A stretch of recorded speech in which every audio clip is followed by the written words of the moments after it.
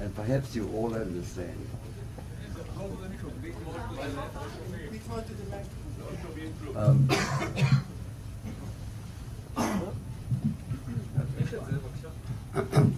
This is a very exciting day, and actually this is more or less where we started.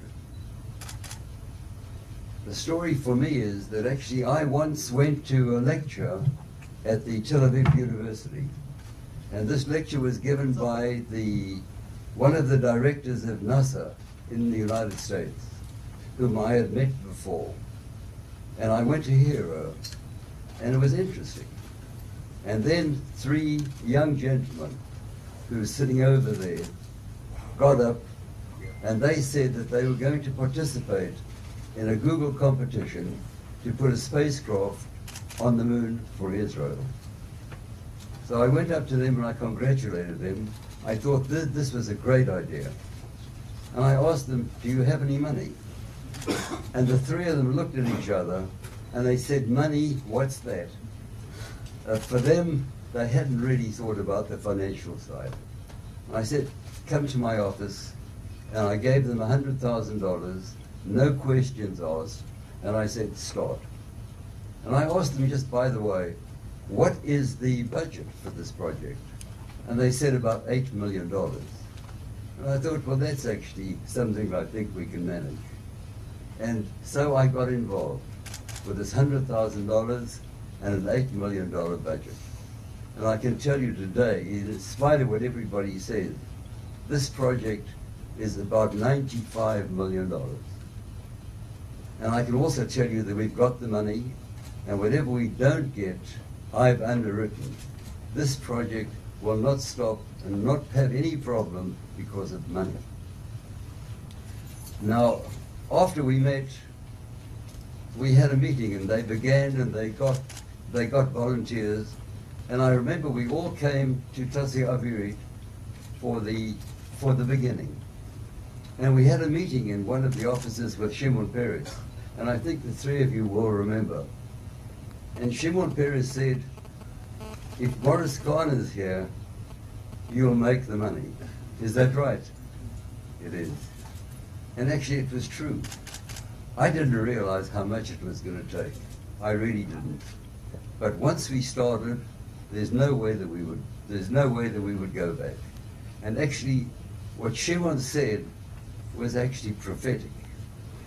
I didn't realize it at the time, but it was prophetic.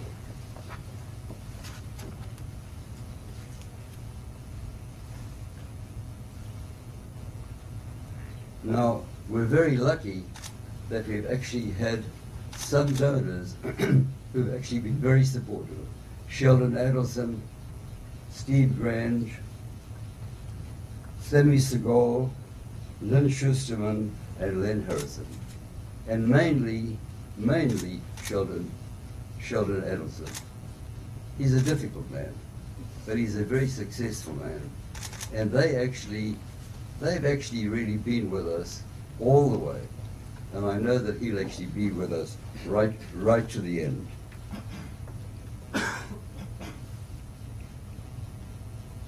Now, people have asked me, why do you get involved in a project like this? To put a spacecraft on the moon is a little bit of a strange idea. And the truth of the matter is, when I think about it carefully and sanely, it is a strange idea. But we've got to remember that there are only 3 countries in the world who've actually put a spacecraft on the moon. That's the United States, Russia, and China. And each one of these countries that has put a spacecraft on the moon has had a tremendous industrial resource to actually do it. They've had thousands of engineers, and they've had tremendous amounts of money, and they've done it. And for Israel to actually be there together with these 3 major powers, I think is a tremendous achievement. And I think when we do it, I think we're all going to be tremendously proud. It's going to give us a sense of pride that I think we really need. And I think that actually the credit will really go to the engineers to the managers, to Tassi Abirit. They've been with us all along, and without them, I think we would not have made it. We really needed them as partners, and they've helped us without any question. The government could have put about 10% of the money we need into this project, but it hasn't come yet.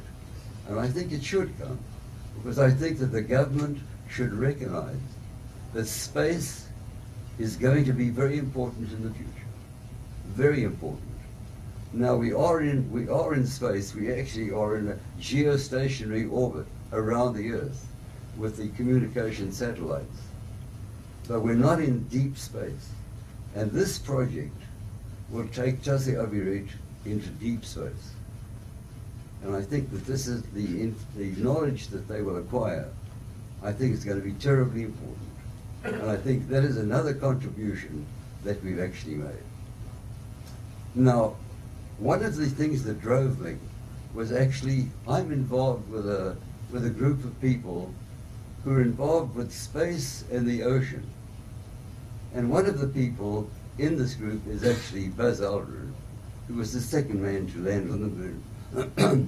And by the way, when we asked Buzz why he was the second man on the moon, he said because Armstrong was closer to the door. It's not really true, because Armstrong was really the leader of the project. I think that actually for Israel to be in space, it's going to be important. And the importance we'll only see sometime down the line.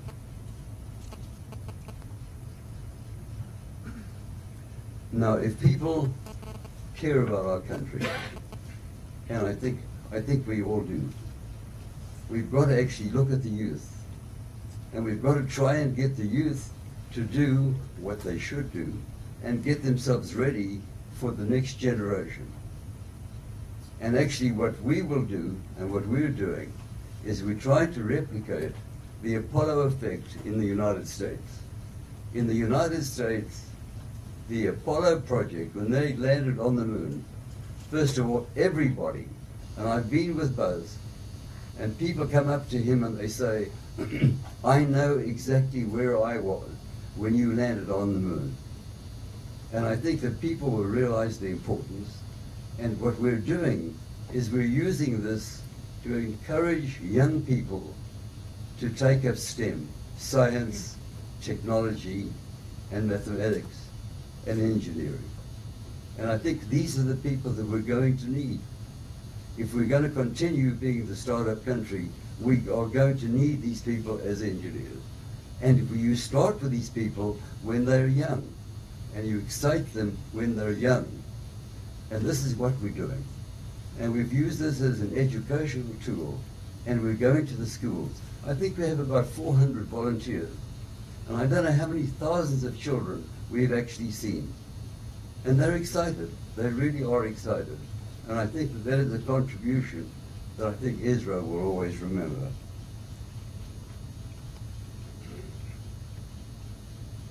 Now, this was originally a Google contest where the prize was $20 million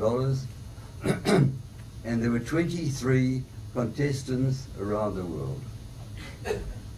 I think we are the only ones left. And the reason is, this is a very complicated project. To build a spacecraft that will go to the moon is so complicated. If you're not in the business, you will not understand it. You will not be able to comprehend how complicated it really is.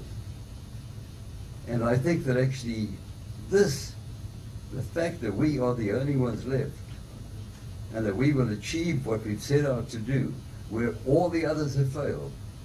And there were just 2 contestants at the end that looked as though they might make it.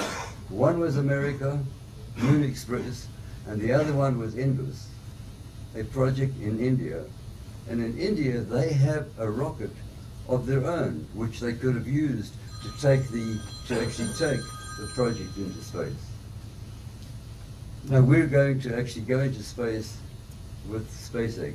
That's Elon Musk. and he takes us into space, and then he deploys us, and once he deploys us, we're on our own. And later on, Ido will explain to you where we're going and actually how we do it.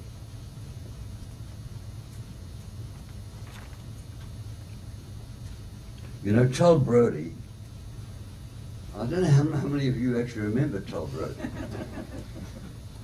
But Tol Brodie was actually, he led the Maccabi team to winning the European Cup basketball, and they beat the Russian opponents in 1977. And he said, we are on the map, and we are staying on the map, not only in sport, but in everything. And I'm telling you, when we land on the moon, we will say we are in space. And this is a big statement to make, and this is a big achievement. It is really a big achievement.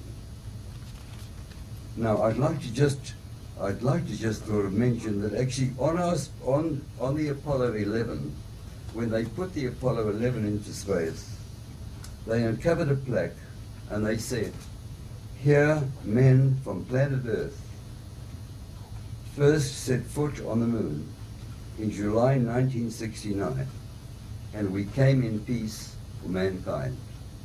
And we have on our plaque a message of peace and prosperity to humanity as a whole, and the Middle East in particular. Now, I'm not sure if anybody's going to get to the moon to read it, but perhaps one day when people get to the moon, they will actually see our spacecraft, and this will actually be history. This will actually be history, and we are making history. Now, I'd like to just sort of thank a few people. I'd like to thank Yossi Weiss particularly. He's really been helpful. The Mankala Tassi Avirit. I'd like to thank Ofer Doron. He's the man who's really running the project. Without him, we couldn't have done it. And Ido Antebi, our manager, has come on recently. He's doing the job. And you know, all of you know that I at some point in time resigned. And I don't know what the stories are about or why I resigned, but I can tell you, I resigned to shake things up because things were not going the way they should go. And I shook things up. And we got a new manager. And we did the right thing. We just did it a little bit late, but not too late. And Ido, the job's in your hands. And Yitzhak Ben Yisrael, you've actually been terrific in helping us with the government and actually just helping us, sort of guiding us where we have to go and how we actually do it. On our board, your contribution is really very important. So all I can say to all of you is, this is a tremendous adventure. And this is going to be very exciting. And the people of Israel, when they see it and they feel it, they're going to be excited. And when the rocket goes into orbit, I think we'll all remember where we were when Israel landed on the moon. Thank you.